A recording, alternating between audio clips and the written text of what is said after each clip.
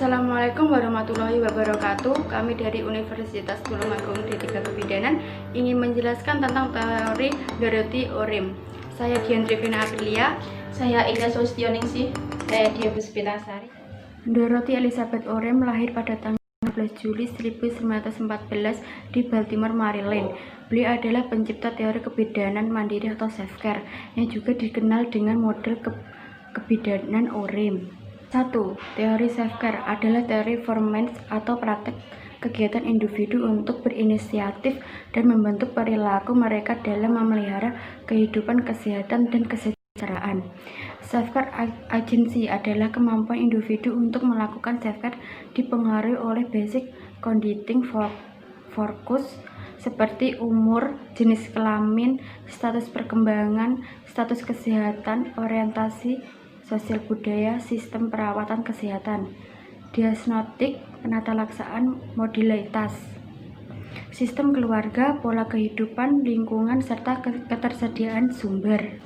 Kebutuhan dasar self-care terapeutik adalah merupakan totalitas dari tindakan self-care yang diinisiatif dan dibentuk untuk memenuhi kebutuhan self-care dengan menggunakan metode yang valid yang berhubungan dengan tindakan yang akan dilakukan.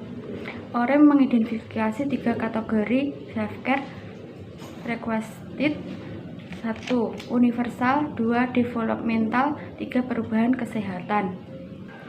Teori self-care divisi. Dalam teori ini kebidanan diberikan jika seorang dewasa atau pada kasus ketergantungan tidak mampu untuk terbatas dalam melakukan self-care secara efektif.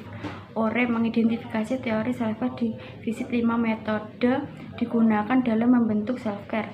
1. Tindakan untuk dilakukan untuk orang lain. 2. Memberi petunjuk dan pengarahan. 3. Memberikan pendukungan fisik dan fisiologis. 4. Memberikan dan memelihara lingkungan yang mendukung pengembangan personal. 5. Pendidikan. Orim pada tahun 1991 mengidentifikasikan 5 area aktivitas kebidanan. 1. Masuk ke dalam dan memelihara hubungan bidan, klien, dengan individu, keluarga, kelompok, sampai pasien dapat mengikuti kebidanan.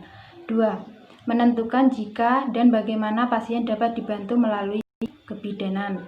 3. Bertanggung jawab terhadap permintaan pasien, keinginan, dan kebutuhan untuk kontak dan dibantu bidan. 4. Menjelaskan, memberikan, dan melindungi pasien secara langsung dalam bentuk kebidanan. 5. Mengkoordinasikan dan mengintegrasi keperawatan dengan kehidupan sehari-hari pasien atau bidan kesehatan lain jika dibutuhkan, serta pelayanan sosial dan edukasional yang dibutuhkan atau yang akan diterima. 3. Teori nursing system. Nursing agency dalam suatu properti atau atribut yang lengkap diberikan untuk orang-orang yang telah didik dan dilatih sebagai perawat yang dapat melakukan, mengetahui, dan membantu orang lain untuk menemukan kebutuhan self-care terapeutik mereka melalui pelatihan dan pengembangan self-care agency. A. Wholly compensatory system.